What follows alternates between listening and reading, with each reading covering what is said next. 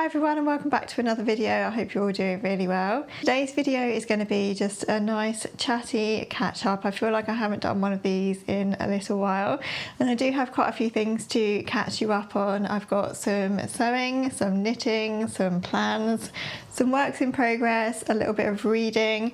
I've also got a little bit of life news to share with you today too, and at the end of the video I'm also going to be answering some of your Q&A questions. So I just put out a little question tab over on Instagram asking if you had any questions for my Q&A today, and over on YouTube as well, and you very kindly sent some through, so I will answer those at the end of the video. It's always quite nice to do one of those, I think, and it's always a little bit of fun as well. So today's video could end up being quite a nice long chatty one but I will put timestamps in the video description below as well, so that if you're not interested in some of the parts of the video you can skip forward, or switch around to the bits and pieces that you are interested in and fast forward the bits that you're not. So anyway, let's get into it, shall we? And as always, we'll just start with sewing. So I have done quite a bit of sewing with you here on YouTube recently, and I've sewn up my gingham patina blouse in a sew along recently, and also my checked Winnie trousers. So I will not be talking about those today. I will just pop the videos for those in the video description just in case you haven't already seen them. There are a couple of sewing makes that I haven't already shared with you, or not properly on here anyway. I almost feel quite nervous about sharing this pattern with you because I feel like I talk about it so much on this channel and I have made so many different versions, but nonetheless I have made another pair of Tyra trousers by Plow & Patterns. So these ones are sewn from a lovely herringbone wool blend fabric, and they are just super warm and cozy for this time of year. We've been having some really chilly weather here in England lately, which I quite like. I like winter to be cold. I like summer to be warm and nice and sunny, and winter to be cold. I always feel a little bit weird when we're having like a mild, wet winter. It just doesn't feel quite right. I love a sunny, crisp, icy day, and that is what we've been having on and off here in the UK, which has been really nice. But anyway, I have a black pair of these Tyra trousers, which I wear all the time. If I ever need to be in any way a little bit smarter, I will always pull out those black Tyra trousers. So I really wanted to sew another pair which were kind of smart, and I didn't really want them to be black, but I wanted them to be the kind of dark colour that would go with lots of things. And what I like about this herringbone print is that it's kind of got three different colours in it. So it's got the dark grey, it's also got black, and there's also a little bit of white in there. So you can kind of blend it in with lots of other colours, which is really nice. So I actually bought this fabric from Needlecraft in Hemel Hempstead, and I saw this fabric and initially I was a little bit worried that it was going to be quite scratchy to wear, but actually after I've washed it, I did wash it obviously before I sewed these up, and it's actually really nice and soft, and yeah, it's just worked really nicely. I've worn these a good few times since I've had them in my wardrobe. So it's quite funny actually. I think I posted these on Instagram and the designer from Plow & Patterns actually said to me, I think you've got more pairs of Tyra trousers now than I have, even with my samples. So that's quite funny, isn't it? I think I've got about 7, maybe even 8 pairs now, including my summer ones. But yeah, really pleased with those, and I'm glad to have them in my winter wardrobe. And then continuing with the Tyra trousers theme, you'll have to forgive me if I've already shared these on YouTube before. When I look back through my videos to check if I had, I couldn't find anything to say that I had shared them, but I feel as though I have talked about them before, so please forgive me if I am repeating myself. But anyway, I sewed a pair of Tyra trousers for my daughter in this lovely tartan fabric. So I don't know if you have teenage girls, you probably do, but the trend at the moment is very much to wear these sort of oversized wide leg tartan trousers that almost look like pyjama trousers, with a nice cozy hoodie or something on the top, and then probably a pair of Ugg boots or something really cozy on your feet as well. So she asked me to make her a pair of tartan trousers, and the pattern we immediately went for was the Tyra trousers, of course, because why not? What else would I use? But yeah, she's pretty much the same height as me now, which is quite scary. So we thought this pattern would work for her as well as it does for me. So this fabric was actually from my local Hobbycraft, and it is such a lovely fabric. It's like a brushed cotton, and it feels really nice and soft. It doesn't feel too pyjama-y. It feels as though you could use this fabric for a skirt or a tailored pair of trousers or a pinafore dress or something. You know, you could wear it out, definitely. And yeah, we went for this black and white shade initially just because it was in the sale, and I wanted to test the pattern first of all, just make sure it fit her, and I also wanted to have a go at matching the checks because I've never pattern matched a check as large as this one before. So yeah, this was technically my test pair for her, but she's really pleased with how they fit actually, and she wears these all the time. So she's obviously as much of a Tyra trouser convert as I am as well. So I had the challenge of pattern matching all of these checks, and I did share a video over on Patreon, part of one of my monthly videos, to share how I went about matching the checks and everything. So if you're interested, then I'll link my Patreon down below. It was a little bit of a challenge. I had to work out how to do it. I've never done this before, so I had to work out the cutting layout, and the fact that I couldn't cut it on a double layer. I had to go back to Hobbycraft to buy more fabric because I hadn't worked out the right amount that I needed. So it was a challenge, but it was something that at the end of it I was really pleased that I'd done, because I think it's really easy these days to get away with not pattern matching, because she's got a couple of shackets and things in her wardrobe, and I went to have a look at those and none of them were pattern matched at all. The checks were really off at the seams, and I think you can quite easily get away with not doing it if you don't want to, but for me I just really wanted to sort of have a go and get them right, and I'm really pleased with them.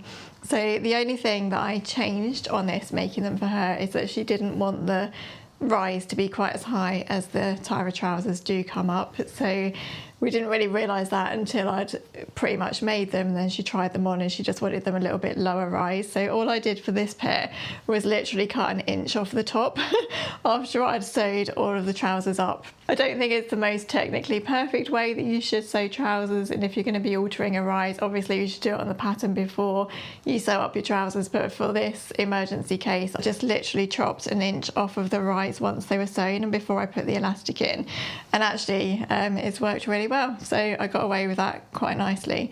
And then I just reduced the waistband slightly as well, so we've got a slightly thinner elastic width in these too.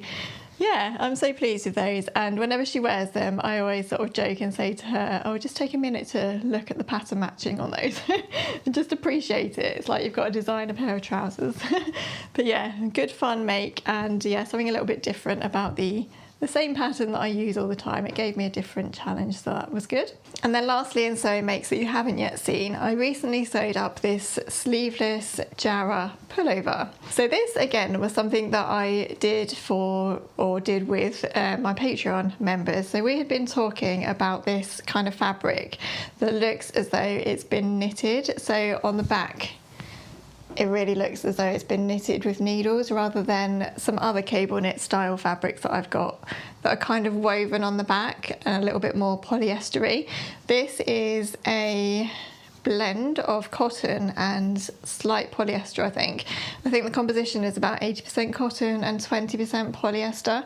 But we really wanted to test out this kind of fabric to see how it would sew and to see if it would unravel when we washed it, and whether or not the seams would hold together when we were sewing it, and test out overlocking settings for this kind of make and things like that. This is from Minerva. It's one of their core range chunky knit cotton fabrics, I think, and it comes in so many different colours. Of course I went for one of my usual beige colours, and I literally just brought a meter just so that I could test the fabric.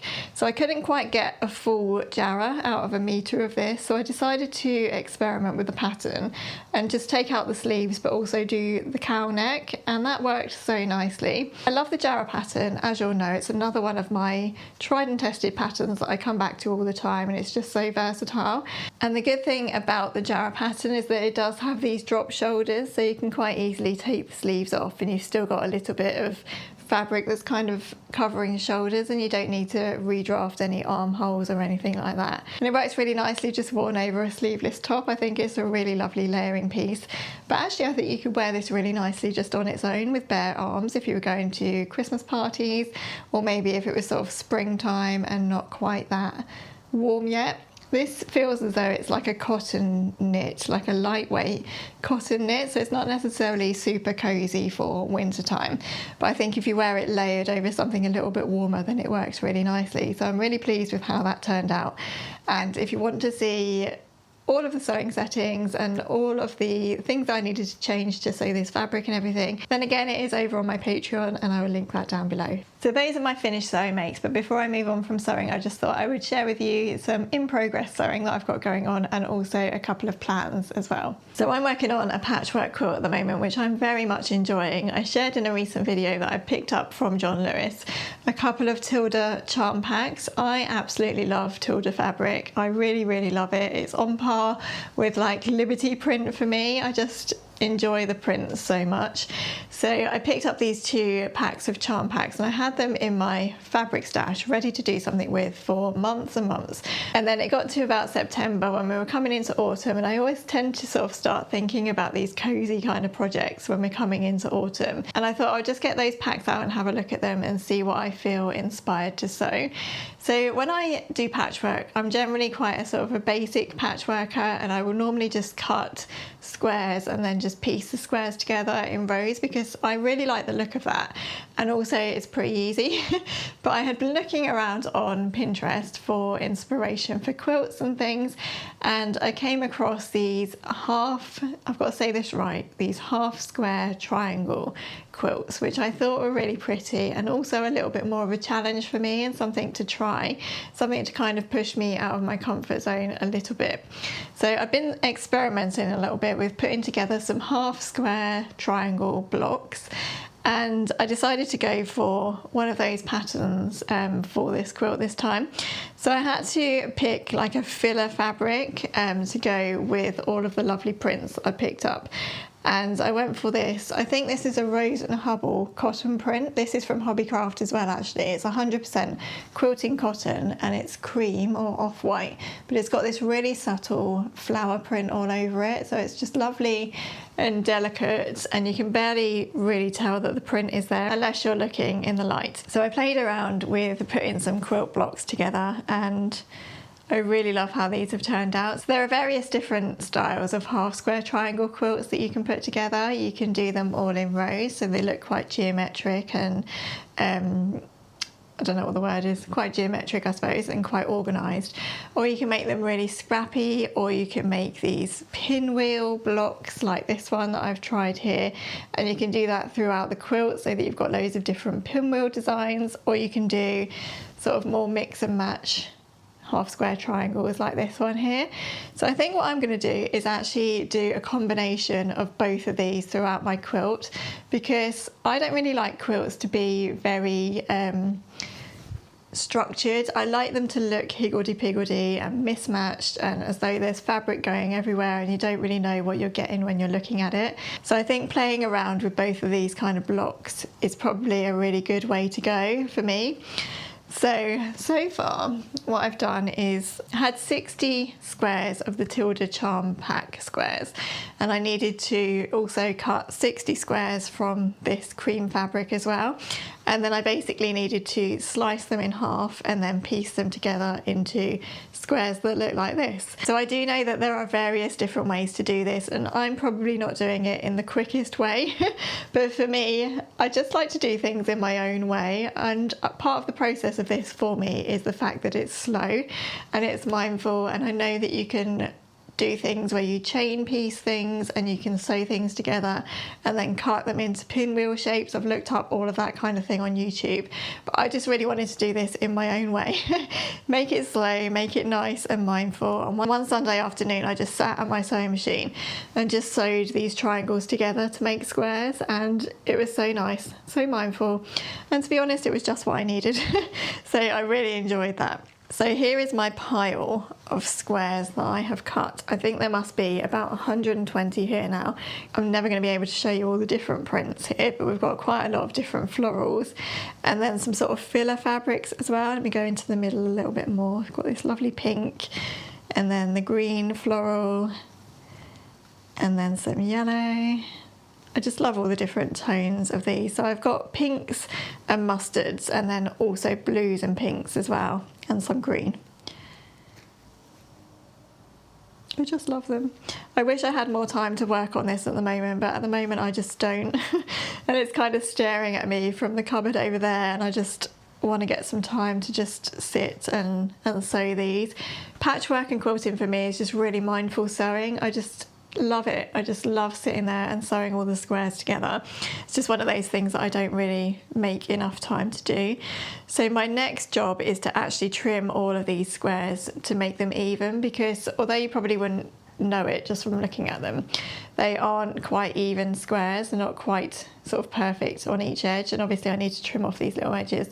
So I need to sort of sit and just trim all of those to the same length all the way around so that they are perfect squares, and then I will start putting together my blocks and then forming the quilt top, and then there'll be the quilting and then there'll be the binding. So it isn't going to be a quick project, but it should be quicker than my hexie quilt which is going nowhere at the moment. Now that the summer is over, I tend to sort of put that away, and I'll probably get it out next summer when I can sit in the garden and just hand sew. But yeah, I'm loving that, so I thought I would just share that with you, and I would keep you updated on the progress of that as well. This video is kindly sponsored by Serious Readers. If you're a regular here, you'll already know how much I love my HD light from Serious Readers, which I use all the time in my crafting life. Serious Readers lights come fitted with something called daylight wavelength technology, which replicates the daylight spectrum as close as is possible, making it feel as though you're working away in daylight, even though it's actually dark outside. I find my light so helpful now that the nights are drawing in, and for us it's getting dark at around 4:30 p.m. now, so it doesn't feel as though there is a lot of daylight hours in the day. Each HD light also comes with a dimmer switch so that you can up or down the brightness as needed, and there's also a beam width function too, which allows you to focus the light exactly where you need it.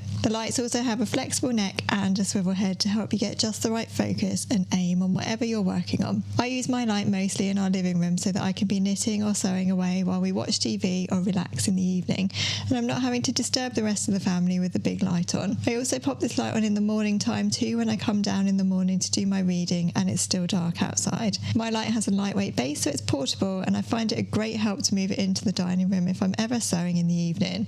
It's great for threading needles and any fiddly close-up work that I'm doing. Serious Readers lights come highly recommended by optometrists, so if you are someone who struggles with poor eyesight but you still love to do your close-up crafting work into the evenings, you might want to have a look at their large range of products. Check out the reviews and see if there's something suitable for you. I'll leave the link to the Serious Readers website in the video description below, and by entering my code Sally at checkout you can save £150, including on the new HD Pro and HD Essential ranges. Thank you so much to Serious Readers for sponsoring this part of the video. So, sewing plans. I have 2 sewing plans that I would really love to get to before Christmas, if nothing else. So my daughter loved her Tyra trousers so much that she really wanted me to make her a Christmassy pair. So we picked up this tartan fabric from John Lewis. Again, I'm not sure if I'm repeating myself with this. Have I said this to you before? I don't know, but bear with me. My mind is a bit all over the place at the moment, and I'll share a little bit more about that later in the video. But anyway, we picked up this fabric from John Lewis because she wanted a Christmassy pair of trousers that she could wear for the things that we have going on over Christmas. So basically the same pair of Tyra trousers, but just from this tartan fabric instead. This is from John Lewis, and it's a tartan twill fabric, or a cotton twill fabric I should say. And now that I've washed this, it's actually really soft and really lovely and brushed. I think you could definitely wear this for pyjamas, or you could make a really lovely plaid shirt out of it. I would love a plaid shirt out of this actually. I think it would work really nicely. But anyway, she has earmarked this for her Tyra trousers, so I really need to get on with those, and this time I will reduce the rise of those trousers before I actually cut the fabric. So I need to just amend the pattern slightly to take about 1 inch out of the rise at the back and front.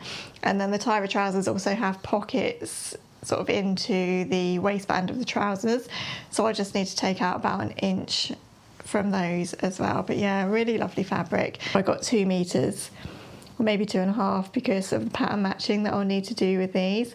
But yeah, really lovely Christmassy fabric, so I'm looking forward to getting those sewn up. The other thing I would really quite like to get done is my Paulette blouse by Fibre Mood.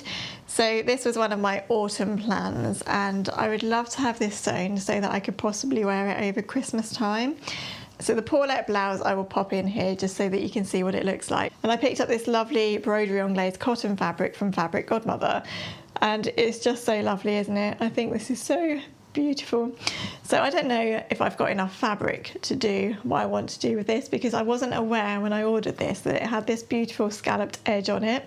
And I think that that scalloped edge would work so nicely for the frill that's all the way around the Paulette blouse. So when the pattern arrives, I've actually had it printed out by the fold line, so it should be arriving today actually. I need to have a look at the pattern and just see if I can make it work so that I can use this scalloped edge for that frill. I don't know if it's going to work or not. It's going to be a bit of an experiment. The other thing I'm a little bit worried about with this is that it's a button-up blouse, and I'm not quite sure how my sewing machine is going to handle the sort of embroidered and the holey parts of the blouse. So if I make a button band with this, how is my sewing machine going to get through that embroidery? So that's something to think about as well. I think if I look at the pattern and realise that actually the style of this blouse is not going to work with this fabric, I might have to change my plans. But either way, I would love to get a blouse of some kind sewn up from this fabric so that I could wear it over Christmas time. It's such a lovely fabric, and in a way it's probably more suited to summertime. But I really wanted to sew a Suzanne style blouse, and Suzanne have some lovely broderie anglaise or embroidered blouses on their website, so I was totally swayed as always by the Suzanne website, and I just wanted to sort of make something pretty that I could maybe wear over Christmas time. So we'll see how that goes. It may or may not happen according to my vision in my head, but I'm going to give it a go and see how I get on. Feeling a little bit croaky today, I have to say. I'm sorry if my voice is a little bit croaky. I'm not sure why. Don't have a cold or anything, just feeling slightly croaky. Anyway, so that's sewing done. Let's move on to knitting, shall we? So I have a couple of finished objects, and also an in progress as well. So first in knitting, I knitted this hat for my daughter. So I think in my last catch-up video, I shared the yarn for this. This is the Rowan Chunky Wool. I will list everything that I can in the video description below, by the way. So if there's ever anything that I'm talking about that doesn't quite make sense, or you want a bit more information on, it should be linked in the video description. If it isn't, then just send me a comment or a message or something. So yeah, we picked up this yarn from John Lewis, I think at the same time as I picked up that tartan actually, so that shows you how long I've had that in my stash without getting on with it. This is a really simple pattern by Rowan. I actually forget the name of this hat now, but it comes with a scarf, which is the Sally scarf.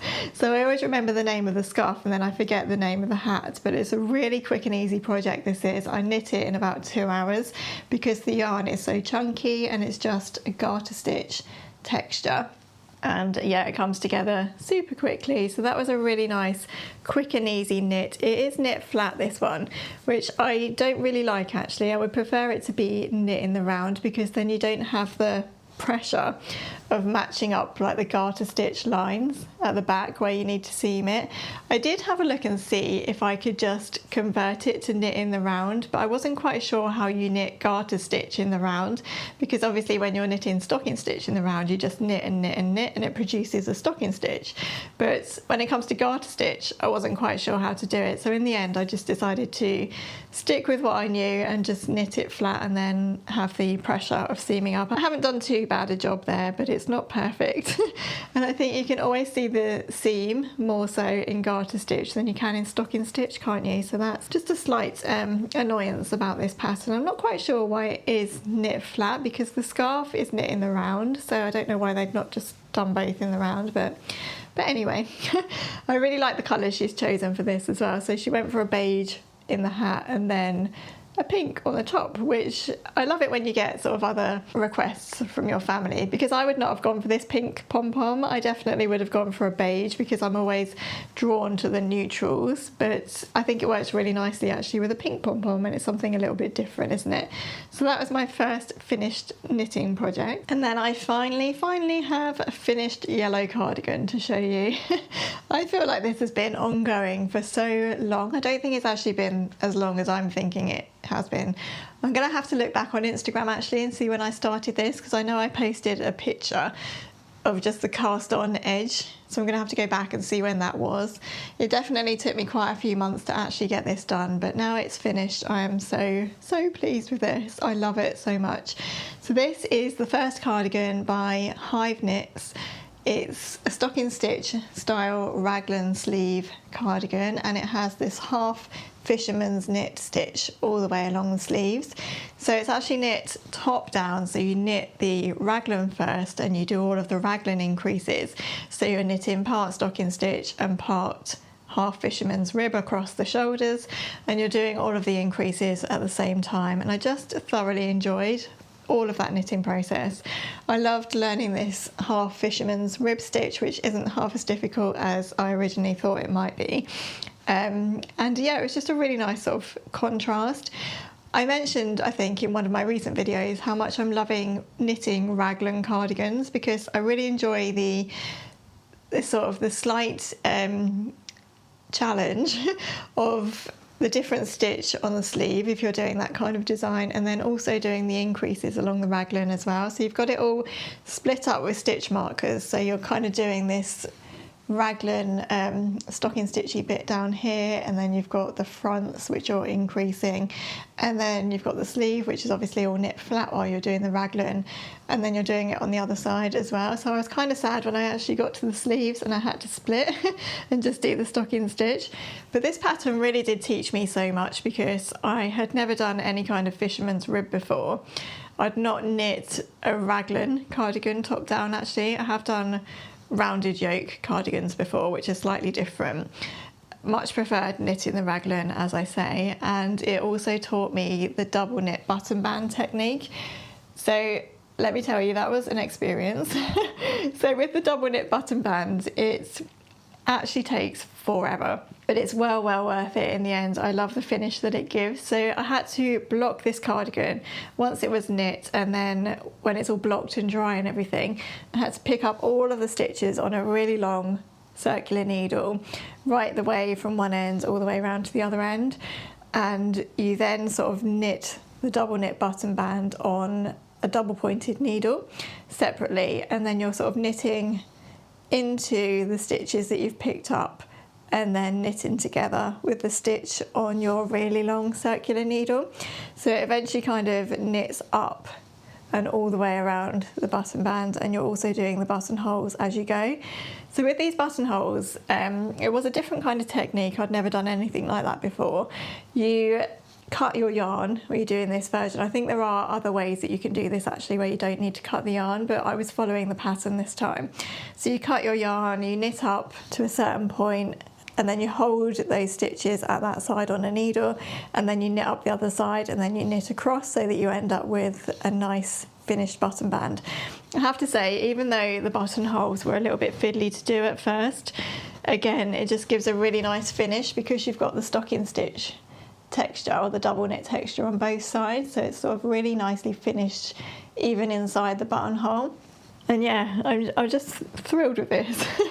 I'm going to be honest with you and say that this is not perfect, and I'm okay with that. I wasn't at first, but I am okay with it now. So this definitely has a couple of mistakes that I've made while I've been learning, and I want to point them out to you. I know people say you shouldn't point out your mistakes, but I want to share them with you because I think it's important to know that not everything is perfect all the time, and that is okay. So the first sort of mistake that I made was here. Can you see? So I'd done something wrong in my double knitting, and I had to undo the stitches. And at this point of the rib, I could not work out how to undo the stitches neatly. So I ended up sort of undoing what I could and picking the stitches back up and then continuing to knit, but I'd got my stitches in the wrong order basically. So I kind of ended up, without realising at the time, that I was knitting the wrong stitches, and somehow I've just ended up with this little bit of a pulled in bit of the bottom band. And I actually knew that I'd made that mistake while I was knitting, but I thought, no one's ever going to notice that. And I continued knitting because I just really did not want to undo all of the double knitting that I'd already done, and that was the only way that I could see at that time to make it right. But then once I'd finished all of the button band, it was the only thing I could see. It was like this glaring thing that I could see this mistake I'd made, and by the time I'd got around to the other side I kind of worked out how to undo the stitches neatly if I needed to, and how to pick them back up again. So I could have probably spent more time on it and just worked it out so that I could have got a better finish, but I didn't. Anyway, I went for the easy option and I've kind of paid for it. And when I'd first finished this, it did bother me in a way because, as I say, I think with your own mistakes they really sort of glare out to you, don't they? But I think I've put this away for a bit, or I put it upstairs ready to wear, and I've kind of forgotten about it now and I'm over it. So yeah, it's just one of those things, and I'll know for next time. I mean, nothing's ever going to be perfect the first time you knit or sew something anyway, is it? So I don't think we should put this pressure on ourselves. The other thing which isn't quite right, and I'm really not sure why, is that I can see a little bit of a join where I've picked up the sleeve stitches for the fisherman's rib.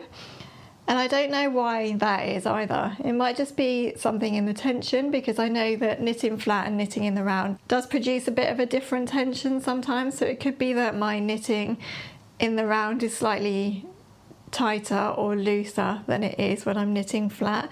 And that's just given me a little bit of an uneven sort of join around the stitching line where I picked up. Or it could be that I've started on the wrong row of the fisherman's rib and just sort of got it right as I've gone along. I'm not quite sure, but it's the same on both sides, so I don't know if you'll be able to notice that or not, but I can slightly notice it, but it's not enough really to bother me. It's just one of those things that I wonder why it's happened, if you know what I mean. So to finish this cardigan off, I just added these big wooden buttons, which I think I got from John Lewis. Yeah, I did. John Lewis near us now has got this big millwood button stand with some really lovely buttons, and I picked these up from there, just in a pack of 5 I think, and they were quite reasonably priced, and I think they work quite nicely on this. It was quite a hard decision as to what kind of buttons I needed to put with this cardigan. It was really difficult to match the yellow, so I needed something that was going to be a little bit of a contrast. I forgot to say that this cardigan is knit from a combination of Drops Nord 4-ply in the yellow and then Drops Kid Silk lace weight yarn, which gives it the fluffy texture. Yeah, so that is that one. Let me know what you think. I hope you like it.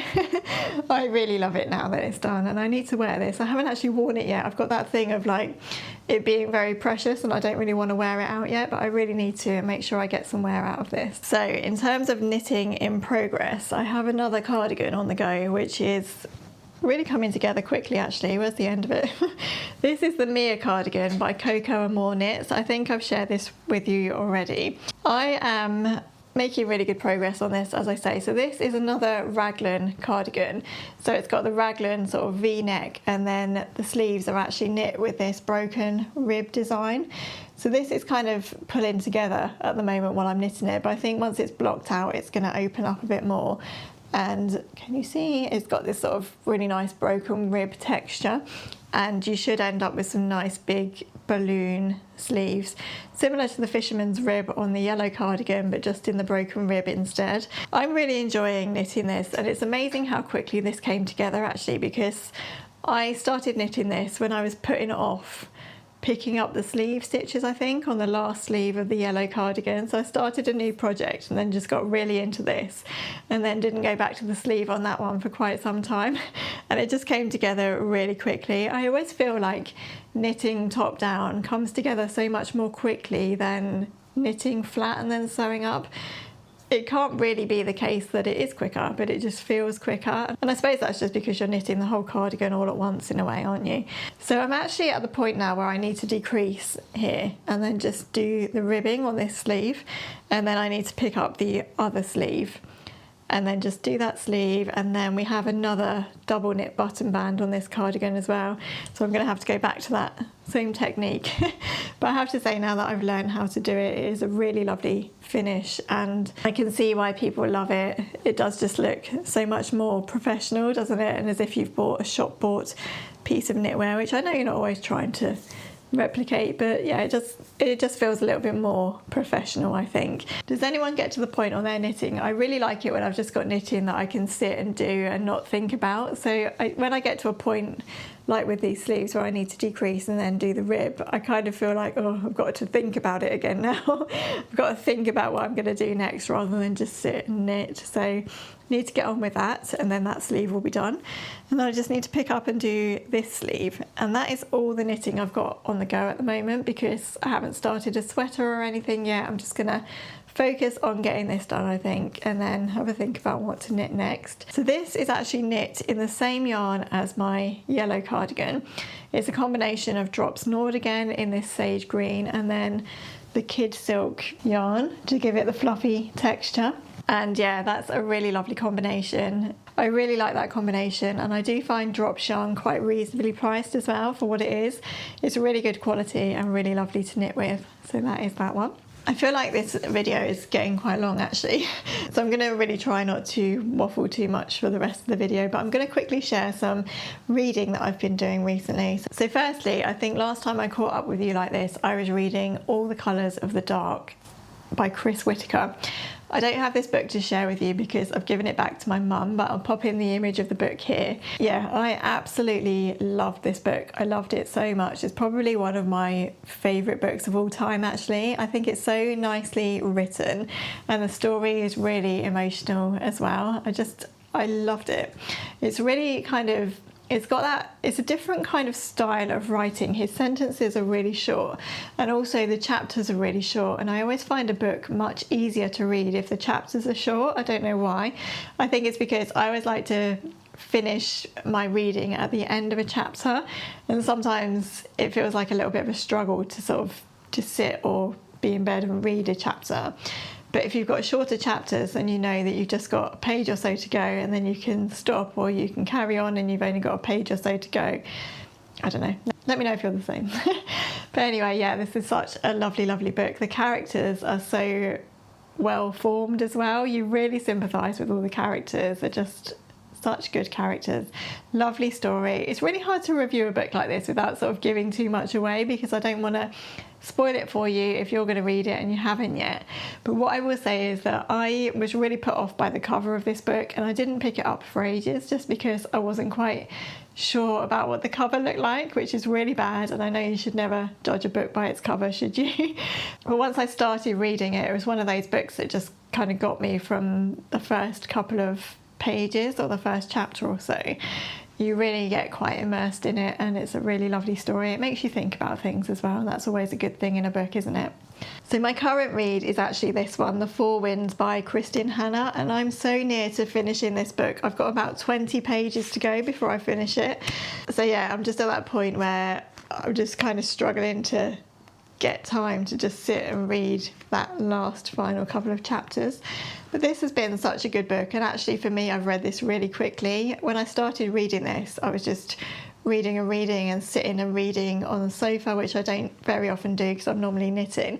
But I wanted to sit and read this on the sofa or in the evening rather than sit and watch telly, because it was so good. And I always love books that are historical and that teach you a little bit more about history and about things that you don't necessarily know about. So this is actually set in 1934 in Texas and the Dust Bowl era, which I kind of knew a little bit about, but I didn't really know a lot about. So it's really good to be a little bit more educated about things like that, I think. And it sounds as though it was just such an awful time. And yeah, there's definitely a lot of emotion in this book, and it's quite sad at points, but it's also it's really well written. I love all of Kristin Hannah's books. I read The Nightingale, which I also really loved, and I have quite a few of her books on my Christmas list, I have to say. They're just my type of books. A little bit of history, a really nice story, and you know. But yeah, it's a really good story about sort of survival and staying strong, and a woman looking after her family and how she rebuilds her life and what happened at that time and how difficult it was. Yeah, really, really enjoying it. So yeah, highly recommend that one as well. When I have finally finished it, I'll make sure that I put a little review on Instagram as well, so you can see what I finally thought at the end. I'm not sure my opinion is going to change much in the last 20 pages, but yeah, highly recommend that. If you have any book recommendations for me, let me know in the comments, because I really want to put some books on my Christmas list. I feel like I always do that every year. I always have a list of books I want to add to my Christmas list. So yeah, hoping to do that again this year. Okay, so now I'll just move on to the sort of more personal part of this video. So I'm going to share a little bit of news with you, and then I'm going to move on to the Q&A questions that you've all been sending me. So first of all, some news. This is exciting and slightly stressful news for me, at least anyway, and that is that we are actually moving house. So we are in the process, or very near the end of the process actually, hopefully, fingers crossed, if everything goes according to plan. We've been in the process of moving since September actually, or since August. We have realised for quite some time that we actually need to move to a bigger house to accommodate the way things are going in our personal lives. Me and my husband both work at home, the children are getting older. Where we live at the moment is in a cul-de-sac. We just need a little bit more space basically. So this sort of has been coming and going in our lives for a few years now actually, but this summer we really realised that we do need to move, and we need to move somewhere bigger. We are actually at the point now where we could be moving before Christmas, which is exciting and again a little bit stressful. We're just waiting for a couple more things to go through before we can exchange contracts and before we can sort of know that we're getting in before Christmas. So we've been trying to pack, but I think, as you'll know if you have ever moved house, or particularly if you live in the UK, the whole moving system is really stressful because you don't know really until the very last minute if you're actually going to get the house that you are buying. So anyone really can pull out at any time, and that is why I've been reluctant to share too much with you on here before now, because I just felt inside me that maybe it wasn't going to happen. Maybe something would, someone would pull out, or something would fall through, or it wouldn't happen. And I didn't want to sort of be talking about it and then have to say, well, actually, we're not moving now because it's all fallen through, which I could possibly still be saying with you in a couple of weeks' time. But it's kind of got to the point now where I need to share it with you because it's going to start affecting my weekly videos and things like that.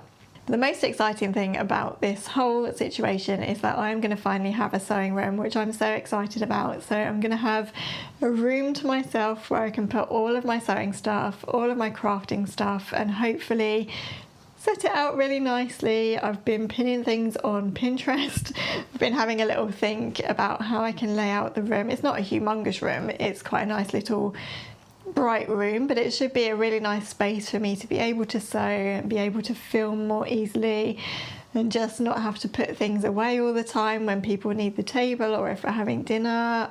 It's just going to hopefully be easier for me, and I'm really excited about it. So I'm looking forward to sharing all of that with you, hopefully in the new year, if everything goes according to plan. The reason why I wanted to talk about it particularly in this video is because this time of year, I normally share some more relaxed kind of vlogmasy style videos, but I'm not really going to be able to do that this December because, one, we've got boxes everywhere here, and we haven't even been able to put up our Christmas tree, which is very, very sad.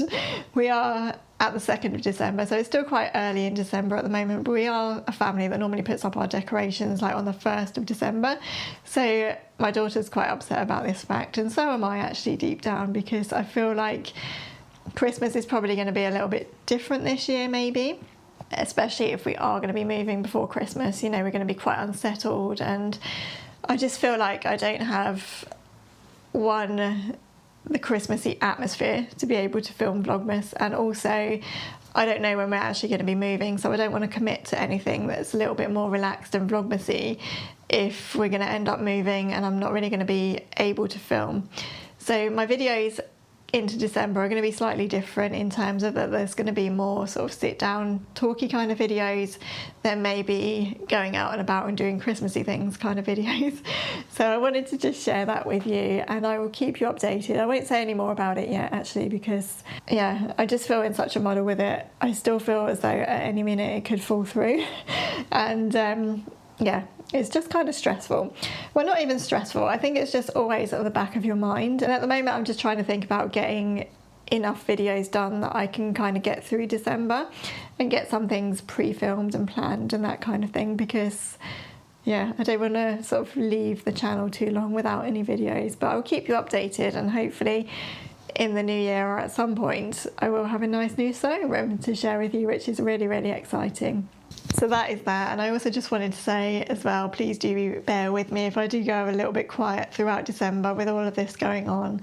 As I say, I'm going to try and keep up with my videos as much as I can. I think it will probably be more January actually that will be a little bit quieter, because it's going to be a little while before I'm kind of set up and able to film, but we'll see how things go. But yeah, please do bear with me during this little transitional weird period. Hopefully it will all come together in the new year, and I'm excited to share it all with you. Okay, so let's move on now to the Q&A section of this video. Thank you so much if you did send in a question. So I thought I'd just start with like the more sort of personally type things and then move on to the other things from there. So the first question I had is YouTube and social media fulfilling as a career for you? I thought this was a really good and really interesting question actually, and it's something that I have been thinking about a lot for myself over the last few years. So I think for me, what I most like about my own work is that YouTube and Instagram and social media isn't really the only thing I do anymore, and I think I really need it to be that way. So there are various different ways that I work and things that I do to earn money. So I have YouTube, and alongside that obviously goes things like collaborations and video sponsors and things like that. I also have my blog, which I'm trying to get better at posting more regularly, especially now I have a new website. I also have freelance work, which means that I write and sometimes sew for and sometimes film for other companies like pattern companies and fabric companies and things like that.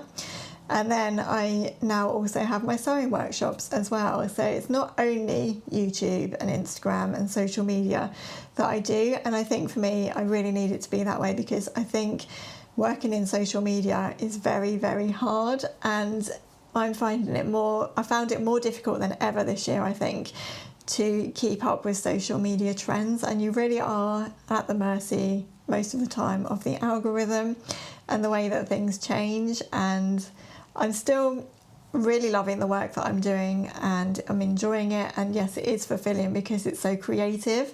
And at the end of the day, the creativity is what I really love. So when that stops being fulfilling, I think I will have a problem. But I am beginning to think of ways that I can develop this going into the future, because I am aware that probably YouTube and social media can't really last forever. There's probably going to be a point when I'm doing this where I'm just not going to really be relevant anymore, or what I'm doing is not going to be relevant anymore. And I think you always need to be thinking about the next step and thinking how you can develop things going into the future. So for me, what I'm thinking about, a little insight into my life, my mind, what I've been thinking about quite a bit lately is I have always been really interested in personal styling, and you can probably tell that sometimes from how my videos tend to go. But even before I sewed in the way that I do now, I've always been interested in personal styling, in dressing, in how to style people, and in ready-to-wear clothes and that kind of thing.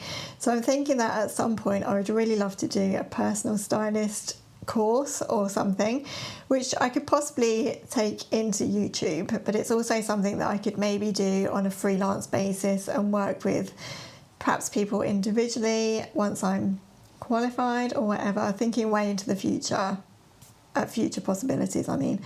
But yeah, it's just something that I'm sort of thinking about. So yes, at the moment it is definitely fulfilling, and I really enjoy all of it, and I love the variety, and I love the fact that it's all mine as well. So I don't really work for anyone at the moment, I just work for myself, and that is a really lovely and quite scary place to be in, because everything depends on you, but also everything is done by you. So you get the final say basically about all of your content and how it looks and how you want to develop it and all of that. So yes, in answer to that question, yes, at the moment it is fulfilling, but I don't imagine that it's going to be forever, and therefore I am thinking about ways that I can develop things in the future. The next question was, what are your plans for Christmas? Do you enjoy it or do you find it overwhelming? So for this year, as you can probably imagine, everything is very much up in the air. We don't know if we're going to be in this house. We don't know if we're going to be in a new house. We don't know if we're going to be surrounded by boxes. We're not really in a place where we can invite people round to us. So we're very much relying on going to family and having dinner with them. It might be possible that we can invite people to our new house, which will be lovely. But I'm also beginning to think that the closer we get to Christmas, the closer the reality is that we're not really going to be in a place where we can invite people around and cook a huge roast. I don't know. So this year is very much up in the air. We're always quite home-based anyway, so we tend to just alternate between my family and my husband's family, Christmas Day, Boxing Day, and we tend to just sort of float around between different families all over Christmas and New Year. So very much at home, very traditional, very relaxed, very cosy. I don't tend to find Christmas too overwhelming. I never make Christmas gifts. I'm a very stingy sewer who doesn't make handmade gifts. I don't really make very many decorations now that my children are older, so I don't really put that kind of pressure on myself anymore, which does really help with the overwhelm. I think even when it comes to baking, I think over the last couple of years I've really taken the pressure off myself a little bit. So even when it comes to baking things and cooking things, I'm thinking, if I don't feel like doing it, I'm not going to do it. Whereas before in the past, I would think I've got to make these mince pies and I've got to make this Yule log because it's tradition and I've got to do it. And it just becomes stressful and not enjoyable. And that's what I've really realised over the last couple of years. So if I feel like baking something, then I will bake it. If I feel like making something, then I will make it. I'm just really trying to sort of take the pressure off and enjoy things as much as I can. We have quite a lot of traditions in our family generally. We always go to a certain Christmas market every year. We always sort of do roughly the same things on Christmas Eve, like go out for a Christmas walk, do our Christmas pyjamas and all that kind of thing. And I think it's easier as your children get older as well not to be so overwhelmed, because I think when they're little, there's just so much pressure, isn't there, to get everything right, and you feel as though if you forget something or you're not doing a particular tradition, you're going to ruin their Christmases forever. And I know I felt like that when they were young, but as they're getting older, I don't have that sort of pressured feeling anymore, which is really nice. The next personal question is, how did you actually start sewing? Are you self-taught, trial and error? Have you had any lessons? I'm pretty much completely self-taught, really. I did have some sewing lessons at school, like we all did, really. I did the home economics and I did it for GCSE, so I did do a little bit of sort of sewing at school. I haven't had any other formal training other than that I did a course when I was at work, actually, which just taught us how to sew a pair of pyjamas. So that was the first time I ever had a go at sewing with an overlocker, which was really nice. And I knew that from that point onwards, I always wanted to aim to have an overlocker if I was ever going to take sewing seriously. So yeah, completely really self-taught, other than as well, I kind of picked things up from my mum and my nan and my grandma, who were all big sewers and knitters and crafters too. So my mum did do some sewing when I was little. So now and again, we would get that out and I would sew things at home. And I've always been really into hand sewing, like cross stitch and tapestry, and making little felt toys and things like that when I was little. So it was just something that kind of progressed. So yeah, I really got back into sewing properly when my daughter was at preschool and I had a little bit more time. I did have my Etsy shop running at the same time, but in terms of dressmaking, that was when I really sort of got back into it, and I just used to consume a lot of YouTube videos and learn things from those. I think trial and error is definitely the best way to learn. I'm so grateful now that I can look back for the sewing mistakes that I made, because I think every time you make a mistake you learn and you know how to move on from that, and that's really what taught me. This is a really fun question, I thought. If you could rescue one book and one record as per Desert Island Discs, what would they be? And the bonus question is, what would your luxury be? You can have anything. So I think in terms of books, I know I have to choose one book. I have two favourite books, but I think I'm going to go with this one, and that is Rebecca by Daphne du Maurier. It's one of my favourite ever books and I just absolutely loved it. I think it's so atmospheric and spooky, and I just really loved it, so I think it would have to be Rebecca. One record, I'm not sure. I'm not a massive music person, actually. Really not a massive music person. I think I'm going to go with something really cheesy in the 80s, and that would be Wham! Club Tropicana. I'm showing my age now, but I think it's just one of those songs that's just really fun, and when it comes on it just makes you feel really happy. So I'm going to go with that. And then your luxury, what would your luxury be? I think if I was going to be on a desert island, I'd probably want a pillow or something. A pillow or maybe a blanket or something to keep me nice and warm and cozy. Do you need to be warm and cozy on a desert island? I don't know. But you'd need to sleep. And you could be cold at night, so I'm going to go with a pillow, I think, as my luxury item. So moving on to more sewing-y, knitting-y things. How do you keep your sewing space clutter-free and tidy? And what do you do with a mountainous pile of scraps? This is always a really good question, isn't it? So I have to keep my space tidy really, because everything fits into these boxes behind me. So every so often I do clear out all of my scraps and I put them in a big bag and I keep them in the garage and I leave them in there for a certain amount of time, and if I haven't used them by the end of a certain amount of time, I will donate them to a lady that I know who uses scraps for one of her craft workshops. So they will either go to her or I'll take them to charity, because the charity shop local to us does take fabric scraps, so that's always really handy. So yeah, I would really just try and donate my scraps. I don't keep them very often. I do keep patchworky cottons because at the moment I'm working on my hexie quilt and I think they will always come in handy. I don't have so much of those these days, so I do have a box of those in the garage. And also now that I'm doing the sewing workshops, I try to keep any kind of fabrics that I think are going to be useful for craft projects and things, because then I can just use those fabrics in my classes. In terms of dressmaking fabrics, unless I really love and am attached to the fabric, they will go because I just don't have the space to store them. I'm a person that clutter affects a lot mentally, so I just can't have a lot of clutter and a lot of stuff, so that's why I need to sort of get rid of stuff and not have it in my space, otherwise it really does sort of affect me mentally, and I feel like I'm not as creative when my space is cluttered. So I'm always sort of tidying up this area and making sure it looks nice, because I find that much more inspiring than having a really messy area. So yeah, on the most part, fabric scraps I will donate. Someone else asks, how do you keep track of what size needle is in your sewing machine? I was keeping the packaging it came from near my machine, but somehow I lose track of the package. I keep a very tidy sewing room, but for some reason that's my biggest problem. So I am not the best at this actually.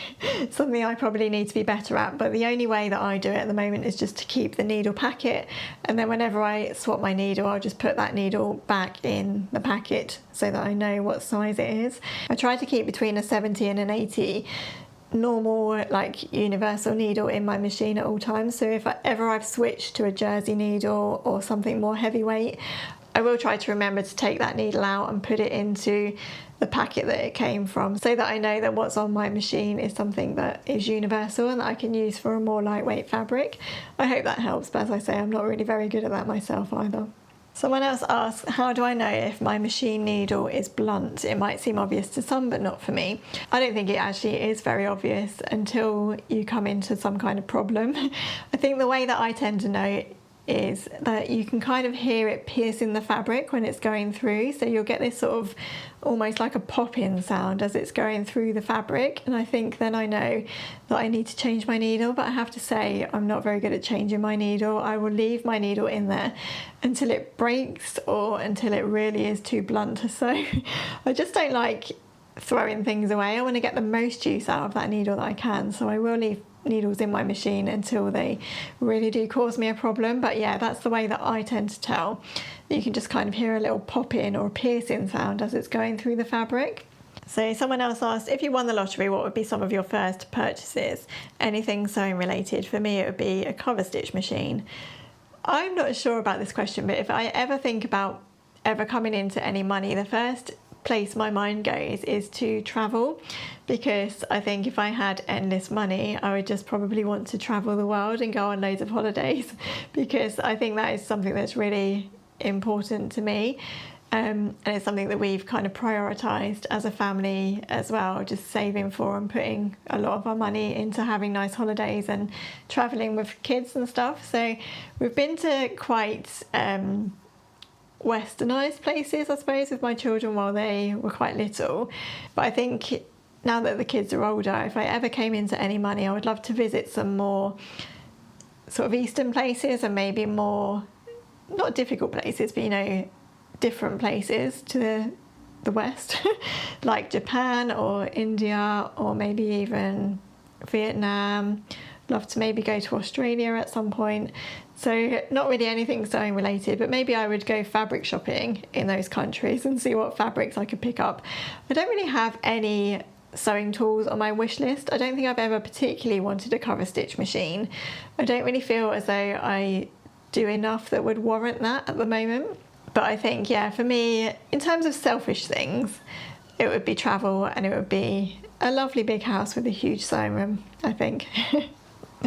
A couple of knitting questions. Someone asked for jumper and cardigan patterns for beginners. So there are some that I recommend all the time, and I find Rowan as a brand a really good brand for beginners.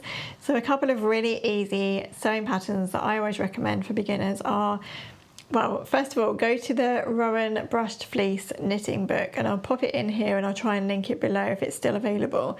This has about 4 projects available in the book, and I've knitted the cardigan from this book, which I wear all the time and I absolutely love, but it was the easiest and quickest project ever, I think. It's literally knit in rectangles, so you knit the back as a rectangle and the 2 fronts as a rectangle. There's a little bit of shaping in the sleeve, and then obviously you do have the ribbing around the edge. But in terms of a beginner project, it's a great one because it's knit on chunky yarn, it comes together really quickly, and it's also really easy in terms of shaping as well. There's also the Rowan Ludham sweater, which is a really good one as well for beginners. So again, there's minimal shaping in this. It's knit flat, so you can just knit it and sew it up. The sleeves don't have a lot of shaping in either because they're nice and big and baggy around the cuff. So I don't think from memory there's even any sort of tapering in the sleeves. I think they're quite rectangular. So that's another good one. And again, a chunky one, so it does knit up quite quickly. And then if you're thinking about learning to knit in the round, then I would look to petite knit patterns. The first sweater that I knit in the round was the petite knit novice sweater. That was a really, really easy pattern to pick up, and they're really well written in English as well, so they're really nice and easy to follow. And she has quite a few video tutorials on her website as well. And then just going along with that, there's also the petite knit novice cardigan too, which is a really good one for learning how to knit a rounded yoke. And again, really good instructions. And I would say if your aim is to knit in the round and knit top down, I would start with that rather than start flat and then having to learn to knit in the round. I think it's probably easier to pick up knitting in the round as soon as you can. Someone else asked about knitting with 2 yarns because they'd not seen that technique before. So I'm just going to go back to this cardigan and just show you. So this is something that's been quite new to me actually. It's something that I saw quite a lot of knitters do and thought I didn't quite get why you would do it. So let me try and show you the difference in these 2 yarns. So this is the 4-ply yarn. You can see it's quite thin and it hasn't got a lot of fluffy texture to it. So this is held with a lace weight yarn, which is very, very fluffy and also quite thin. So held together, they make like a DK weight yarn, and it's something that's really, really cozy. And you can see that it's got a really nice fluffy brush texture to it. So it's just another way of sort of building up your yarns, I think, as a novice in this as well, of building up your yarns to get to the weight that the item that you're knitting needs. But also you can kind of combine the yarns. So you can see hopefully in this that it's got like a little bit of a white fleck texture in it as well, and that's just where the lace weight yarn is combining with the green yarn to give it a nice white sort of texture through it too. So it adds a little bit of interest in terms of colour. It does give you a different colour than this would be if it was just knit from the green. But also I think it's more about just getting a really nice sort of fluffy texture that's really nice and cosy. And it feels more luxurious as well. So I think the mohair or the lace weight yarn is really luxurious to wear because it's so nice and so fluffy. So yeah, you just literally knit as you would with one ball, just holding the 2 strands of yarn together. And in case you're worried about them getting tangled up, they really don't get tangled up. I was really worried about that, but I've never had any problem with tangling so far, so that's always really good too. And then finally, I'm going back to more personal questions now actually. I kind of got a bit mixed up on the way. The final question is, do you have any ambitions for your YouTube channel? Not really, actually. I think it would be always nice to grow, of course. I'd just like to carry on doing what I'm doing, but I think the most important thing for me is that I continue to be relevant to you. I think it's difficult because when I started this YouTube channel, I was 7 years younger. I was at a different place with my sewing. My tastes were completely different. What I wore was completely different. What I wanted to sew was completely different. And I have changed so much since the start of this channel. I think your hope when you're doing this kind of thing is just that the people that are following you are going to continue to find you relevant and interesting and inspiring as you grow and change as a person as well. So I think, yeah, not really any major ambitions, don't really have any desire to sort of get to 100 or 1 million subscribers. Or I obviously do want my channel to grow, I'm not saying that at all. It's always really lovely to get more subscribers and to grow in that way. But I think, yeah, for the main thing for me is just that I continue to sort of be hopefully inspiring and someone that you can maybe relate to in your sewing life and in your sewing journey. And I just want to be able to continue that going forward. And even though I'm changing and growing and getting older as a person, I just want to make sure that I'm still providing relevant and interesting content. Does that make sense? So I think in terms of ambitions, nothing sort of major, but I would like to sort of develop it, I suppose, because I think you always have to be true to yourself as well. And I could never just keep following sewing trends and doing what I think is trendy and that kind of thing. I always need to be true to myself and do what I enjoy creating and wear what I would normally wear and sew what I would normally sew, which is why I sometimes worry about using the same patterns over and over again, because I'm not sharing with you all the latest and trendy patterns that are out there. But I think, yeah, that's my main ambition with it, really, just to keep trying to be inspiring and hopefully interesting. And I just want you to continue to enjoy my videos, which is why I'm always open to content feedback, by the way. So do always let me know what you enjoy, what you'd like to see more of, what I could do to be better. Yeah, I'm always open to that kind of thing. Well, my voice is going. I have talked a lot in this video, and I hope I'm going to be able to edit into a video that's going to be quite interesting. Hopefully I haven't waffled too much. Thank you so much for watching today's video. As I say, I know it's been a long one, a long chatty one. I will put timestamps in the comments below. It's probably already a little bit late saying that at this point in the video, because if you are here, you've probably made it to the end. So if you have made it to the end, thank you so much for watching. Please don't forget to subscribe to my channel if you haven't already. And if you have enjoyed this video, please give it a like as well. You can also follow me over on Instagram at Made by Sally Gauntlet, and I will link my Patreon down below as well if you do want any additional content in the form of videos, tips, tricks and tutorials and that kind of thing. I think I need to go now. Go and have a drink. Thanks so much for watching, everyone. Take care, and I will see you soon. Bye.